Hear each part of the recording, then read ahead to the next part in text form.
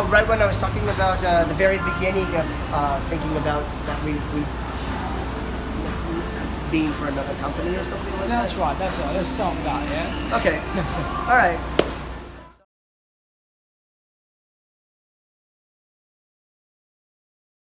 I'm Thomas KURTZ. And I'm Tim Parker. And we are the co-creators of the Mr. Tack English Studio. Very different place.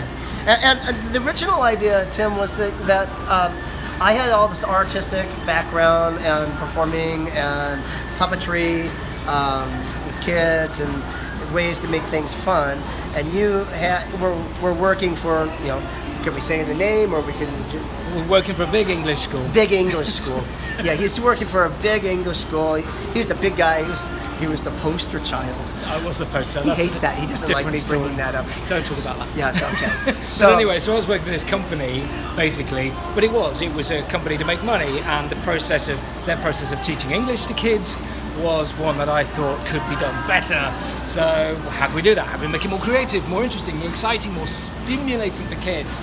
And then I met this guy, and it all kind of... And we started creating the characters. Yeah. My father, Bob KURTZ, who was he's a legend in his own right, a legend in animation. He took my drawings and refined them for each lesson. Yeah. And as time went by, we started thinking we don't want to sell this to another school. We've got really connected to it, and let's open our own. That was the idea, wasn't it? When we started developing these, they are lovable characters. We actually fell in love with them and didn't want to just hand the idea over to a company, did we? So, and then you just took it on and on and on, and the story developed and now it's standing. Where are we standing, Tack? This is in Itoshima, and this is up on this hillside in this little place that you could pull off a car. And a long time ago, quite a long time ago. Yeah, around 2000, 2001, we started the concepts of writing for the Mr. Tack English Studio, and we would drive up here and make the car the studio because we have such a beautiful inspiration view. It is inspirational, isn't it? It's absolutely beautiful. So we created 2 books story by story, creating the idea of an English system that would actually page lesson by lesson, 35 lessons we would fill out a year. That it would be a story. It wouldn't just be one lesson like the books were of. That was the key to this. We were trying to do something that would stimulate kids, get them interested, and get them talking, which when you're in Japan is always a bit of a struggle to do, to get people to talk like kids do normally. We needed something that didn't want something that just followed a vocabulary, set words, set phrases, but actually built a story. And used all the important words and phrases you need, but actually showed kids why it was useful, why they were learning this, and gave them a great big amount of fun. So I thought about what I thought was important to kids to know, and then you came up with how do we undid all that. We shared ideas about what we were going to call these characters, what the characters are going to be, and it's going to be a king. And you said, what was it? You said, Sam, you go I've always wanted to hear a king named Bob. I did. I think that's an appropriate name for a king. Right? Yeah. And King Bob. I don't know. We came up with Queen, and he said Emma, and just started laughing. So then, I didn't realize at that time why. Okay, so anyway, so he was picking somebody that he knew. Yeah, Monica. Hello, Monica. Oh yeah, that was Monica. It was Monica that I was a friend of mine. Yeah, and of course they're related, so they had to be kind of look alike. So we made him an elephant, a horse, and a monkey. Of course. Yeah. Of course you do. Yeah. So but I mean, and it was we had so much fun just sitting up here, looking at this view, messing about, but actually with a plan. We knew we wanted what we wanted to make. We didn't know exactly how it was going to turn out at the time, but we got there. And that was the process we went through.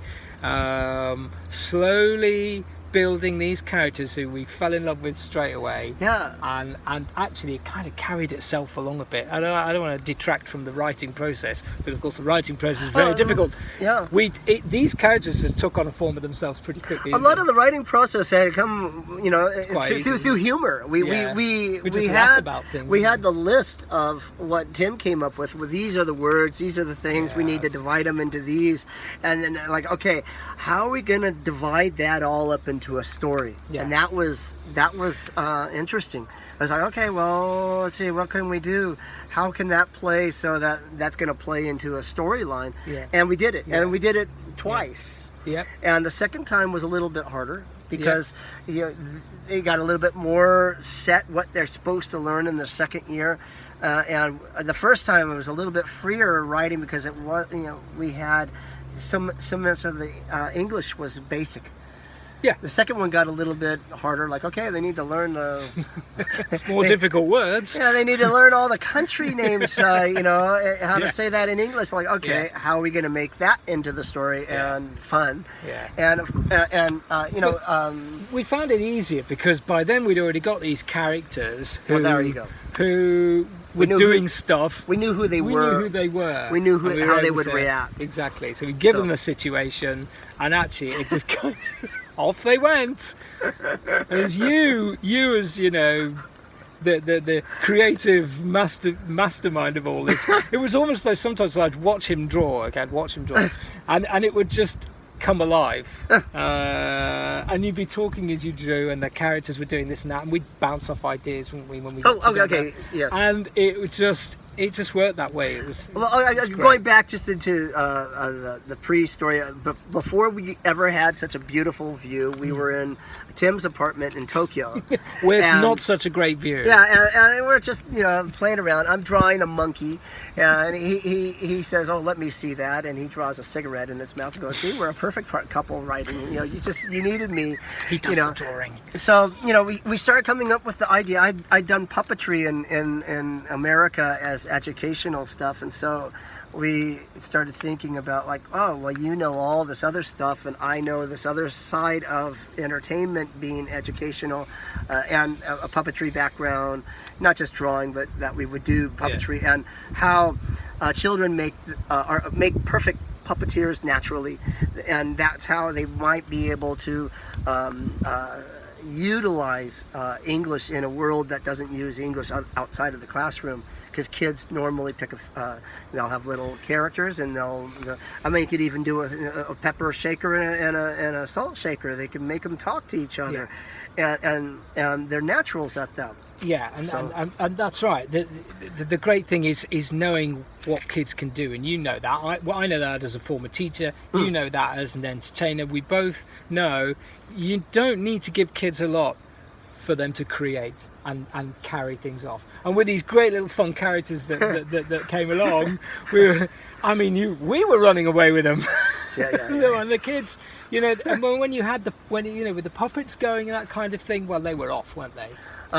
We had the puppet. We made 2 sets of puppets. I made 2 sets. I built them. I made 2 sets. I made a set of puppets that I would do for the kids, but I had more durable ones that I made that the kids were going to be able to handle, but then they made their own puppets that they took home, and that was that was a great thing. Always added value you gave to this.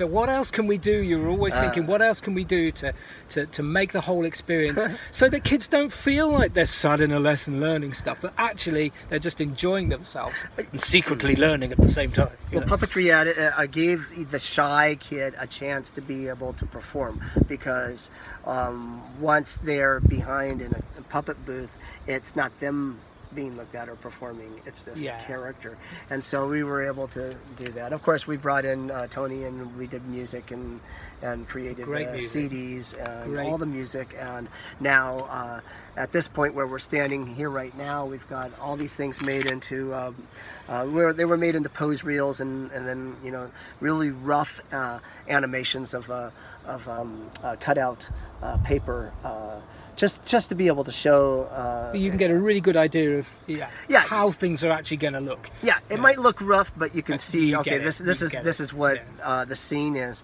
and I actually still like the roughness because it's like children's art a little bit. Yes, it encourages a kid to look, because everything is really okay. We live in this digital world, people doing video games and everything's so lifelike that kind of everything thing, looks like everything is CG animation. Everything has to be perfectly smooth. And I always thought like that creative roughness of a parent seeing a child making the very first circle that they ever drew. It's not perfect style that I'm doing right now.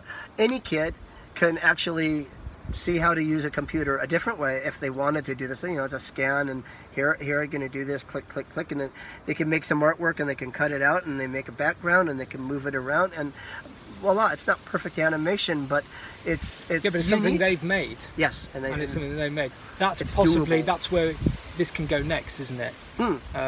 Not giving too much away, but maybe there's that opportunity. Well, that's what's so great about the whole idea. There's opportunities to take it in all sorts of directions. One of them being where kids can take control of the situation and make that story their own. Yeah, it's not limited by anything, by their limited by your imagination. Absolutely. That's a great way to end.